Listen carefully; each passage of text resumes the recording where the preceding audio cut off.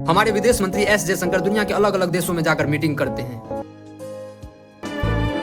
करते रहिए मीटिंग आल हुआ आप मीटिंग। भारत दुनिया के अलग अलग दूसरे एक देशों के साथ डिप्लोमेटिक रिलेशन में रहने के बावजूद भी हमें मदद पड़ने पर कोई विदेश मदद नहीं करता है। क्या यही है मोदी का विदेश दौरा और फॉरेन पॉलिसी? आइए जानते हैं आज की। मान लीजिए आप अपने गांव के सरपंच हैं। आपका गांव पड़ोस के गांव के साथ व्यापार करता है, कभी दूध बेचता है, कभी अनाज बेचता है। लेकिन अचानक पड़ोसी गांव आपसे नाराज हो जाते हैं, आपका कोई सपोर्ट नहीं करता है और आपका क्रेडिट कम हो जाता है। सोचिए अगर यही हाल किसी देश का हो जाए। अब यहाँ पे सबसे पहले समझना होगा विदेश नीति क्या है। दोस्तों, विदेश नीति एक स्ट्रेटजी है जिसमें एक देश दूसरे देश के साथ रिश्ते बनाते हैं। जैसे आप अपने पड़ोसी से कहते हो कि भाई तुम मेरा गेहूं ले लो और तुम अपना सरसों दे दो, ठीक इसी तरह देश में भी होता है। भारत की विदेश नीति का लक्ष्य है राष्ट्रीय हितों की रक्षा करना, शांति बनाए रखना, और ये काम करती है मिनिस्टर ऑफ एक्सटर्नल अफेयर्स और एम्बेसडर के द्वारा। भारत दुनिया के अलग अलग दूसरे एक देशों के साथ डिप्लोमेटिक रिलेशन में है। मिसाल के तौर पर अगर हमें सऊदी अरबिया से तेल चाहिए तो हम उससे अच्छे रिश्ते बना के रखेंगे, या फिर चीन या पाकिस्तान जैसे देशों से अगर कोई युद्ध हो जाता है तो उसके लिए हम अमेरिका जैसे देश से हेल्प लेने जाते हैं। ये सब विदेश नीति का हिस्सा है। अब यहाँ पे सवाल उठता है दोस्तों, पूरा दुनिया भर में दोस्ती कर लेने के बावजूद भी बीजेपी की सरकार में भारत की विदेश नीति क्यों पीछे है?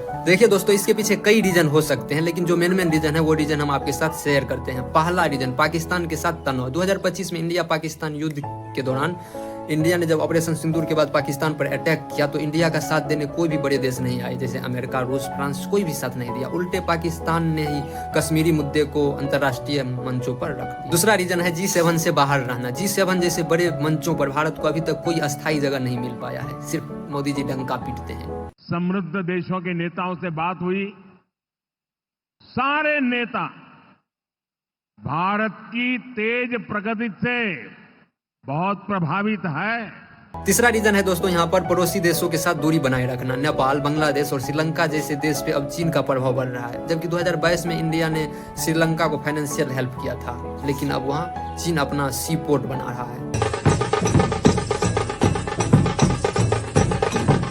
खत्म।